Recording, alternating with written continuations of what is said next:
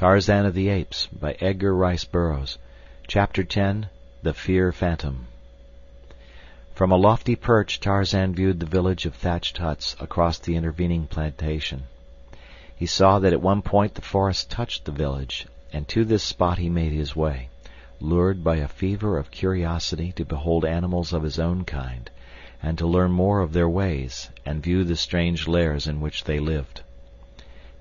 His savage life among the fierce wild brutes of the jungle left no opening for any thought that these could be aught else than enemies.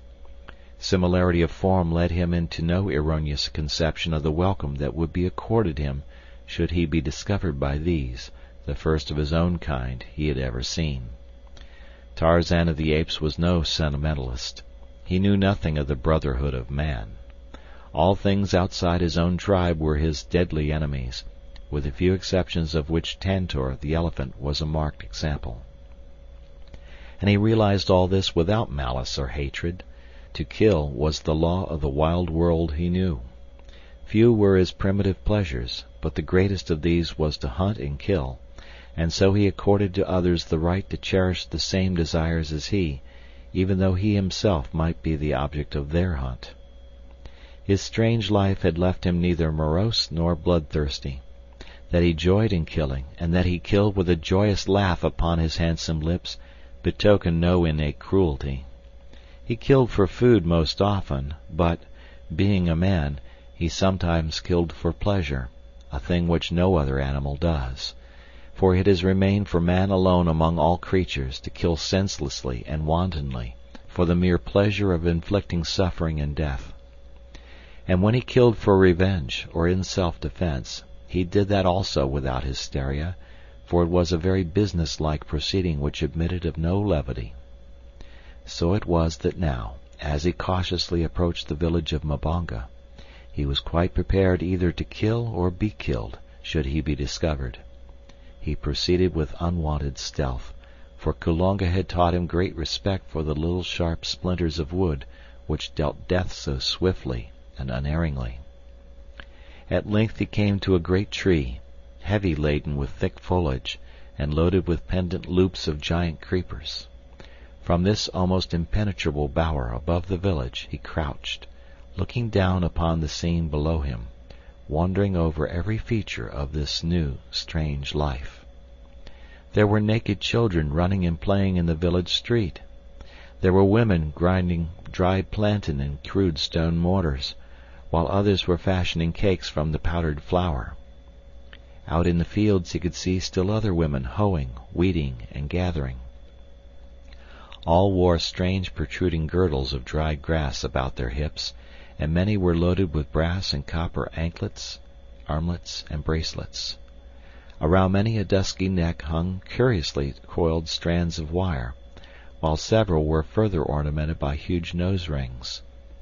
Tarzan of the Apes looked with growing wonder at these strange creatures.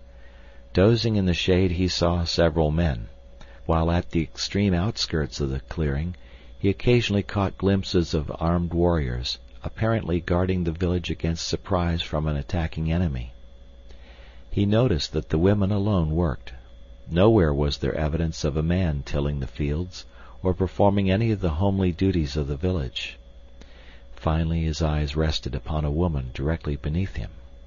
Before her was a small cauldron standing over a low fire, and in it bubbled a thick, reddish, tarry mass. On one side of her lay a quantity of wooden arrows, the points of which she dipped into the seething substance, then laying them upon a narrow rack of boughs which stood upon her other side. Tarzan of the Apes was fascinated. Here was the secret of the terrible destructiveness of the archer's tiny missiles.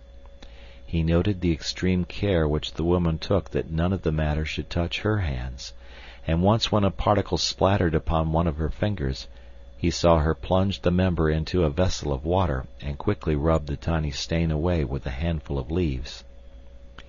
Tarzan knew nothing of poison, but his shrewd reasoning told him that it was this deadly stuff that killed, and not the little arrow, which was merely the messenger that carried it into the body of his victim.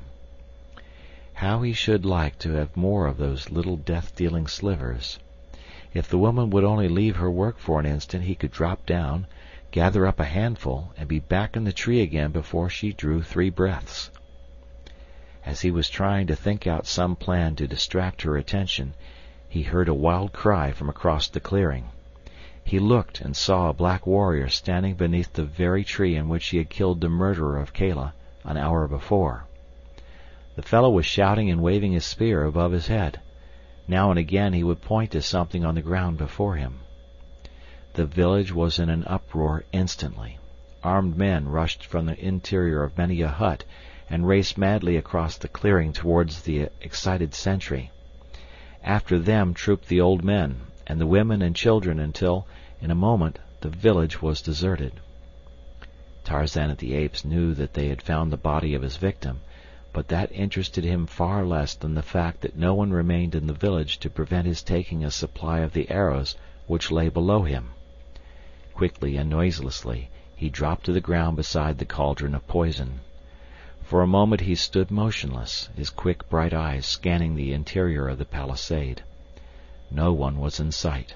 His eyes rested upon the open doorway of a nearby hut. He would take a look within, thought Tarzan, and so cautiously he approached the low thatched building. For a moment he stood without, listening intently. There was no sound, and he glided into the semi-darkness of the interior.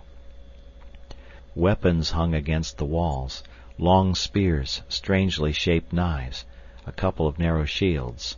In the center of the room was a cooking pot, and at the far end a litter of dry grasses covered by woven mats which evidently served the owners as beds and bedding. Several human skulls lay upon the floor.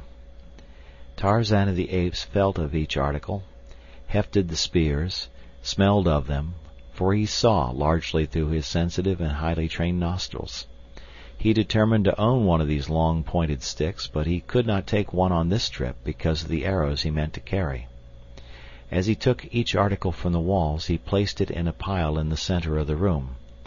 On top of all he placed the cooking pot, inverted, and on top of this he laid one of the grinning skulls, upon which he fastened the headdress of the dead Kulonga. Then he stood back, surveyed his work, and grinned. Tarzan of the Apes enjoyed a joke. But now he heard outside the sounds of many voices, and long mournful howls, and mighty wailing. He was startled. Had he remained too long? Quickly he reached the doorway and peered down the village street toward the village gate. The natives were not yet in sight, though he could plainly hear them approaching across the plantation. They must be very near. Like a flash he sprang across the opening to the pile of arrows. Gathering up all he could carry under one arm, he overturned the seething cauldron with a kick, and disappeared into the foliage above just as the first of the returning natives entered the gate at the far end of the village street. Then he turned to watch the proceeding below, poised like some wild bird, ready to take swift wing at the first sign of danger. The natives filed up the street, 4 of them bearing the dead body of Kulonga. Behind trailed the women, uttering strange cries and weird lamentation. On they came to the portals of Kulonga's hut, the very one in which Tarzan had wrought his depredations. Scarcely had half a dozen entered the building ere they came rushing out in wild, jabbering confusion. The others hastened to gather about. There was much excited gesticulating, pointing, and chattering. Then several of the warriors approached and peered within. Finally, an old fellow with many ornaments of metal about his arms and legs, and a necklace of dried human hands depending upon his chest, entered the hut. It was Mbonga, the king, father of Kulonga. For a few moments all was silent. Then Mbonga emerged, a look of mingled wrath and superstitious fear writ upon his hideous countenance. He spoke a few words to the assembled warriors, and in an instant the men were flying through the little village, searching minutely every hut and corner within the palisades. Scarcely had the search commenced than the overturned cauldron was discovered, and with it the theft of the poisoned arrows. Nothing more they found, and it was a thoroughly awed and frightened group of savages which huddled around their kings a few moments later. Mbonga could explain nothing of the strange events that had taken place. the finding of the still warm body of Kulonga, on the very verge of their fields and within easy earshot of the village, knifed and stripped at the door of his father's home, was in itself sufficiently mysterious, but these last awesome discoveries within the village, within the dead Kulonga's own hut, filled their hearts with dismay, and conjured in their poor brains only the most frightful of superstitious explanations. They stood in little groups, talking in low tones, and ever casting affrighted glances behind them from their great rolling eyes. Tarzan of the Apes watched them for a while from his lofty perch in the great tree. There was much in their demeanor which he could not understand, for of superstition he was ignorant, and of fear of any kind he had but a vague conception. The sun was high in the heavens. Tarzan had not broken fast this day, and it was many miles to where lay the toothsome remains of Horta the boar. So he turned his back upon the village of Mbonga and melted away into the leafy fastness of the forest. End of chapter.